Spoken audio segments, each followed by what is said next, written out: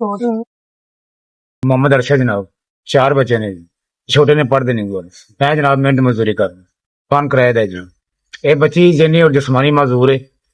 अब इहदे ना रीढ़ दी हड्डी जिहड़ी है वो फ्रैक्चर है।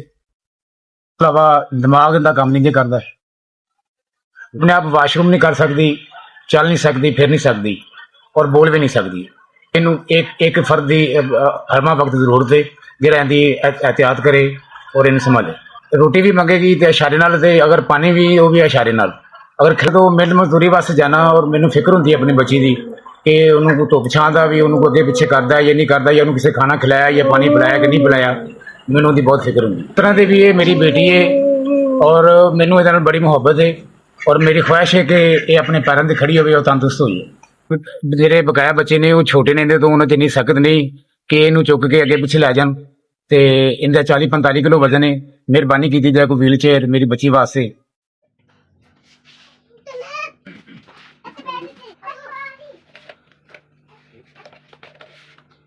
ਮਿਹਰਬਾਨੀ ਤੁਸੀਂ ਮੇਰਾ ਅਹਿਸਾਸ ਕਰਕੇ ਮੇਰੀ ਬੱਚੀ ਵਾਸਤੇ ਵੀਲ ਚੇਅਰ ਭੇਜੀ। ਅੱਲਾਹ ਤਾਲਾ ਤੁਹਾਨੂੰ ਤੰਦਰੁਸਤੀ ਦੇਵੇ, ਜ਼ਿੰਦਗੀ ਦੇਵੇ ਤੇ तमाम ਪਰੇਸ਼ਾਨੀਆਂ ਤੋਂ ਤੁਹਾਨੂੰ ਦੂਰ ਰੱਖੇ। ਮਿਹਰਬਾਨੀ ਜਨਾਬ। ਇਸ ਵੀ ਮੇਰੇ ਭੈਣ ਭਰਾ ਨੇ ਵੀਲ ਚੇਅਰ ਭੇਜੀ ਮੇਰੀ ਬੱਚੀ ਵਾਸਤੇ। ਅੱਲਾਹ ਤਾਲਾ ਉਹਨਾਂ ਦੇ ਬੱਚਿਆਂ ਨੂੰ ਤੰਦਰੁਸਤੀ ਦੇਵੇ, ਉਹਨਾਂ ਦੇ ਵਾਲਿदैन ਦੀ ਖੈਰ ਕਰੇ ਤੇ तमाम ਮੁਸ਼ਕਲਾਂ ਤੋਂ ਅੱਲਾਹ ਤਾਲਾ ਉਹਨਾਂ ਨੂੰ ਮਹਿਫੂਜ਼ ਰੱਖੇ। ਇਹ ਭੈਣ ਵੀਲ ਚੇਅਰ ਸੈਕਿੰਡ ਹੈਂਡ ਸੀ, ਇਹਦਾ 8000 ਰੁਪਏ ਮੰਗਦੇ ਸੀ, ਤੁਸੀਂ ਮੈਨੂੰ 5000 ਰੁਪਏ ਦੀ ਲੈ ਕੇ ਦਿੱਤੀ।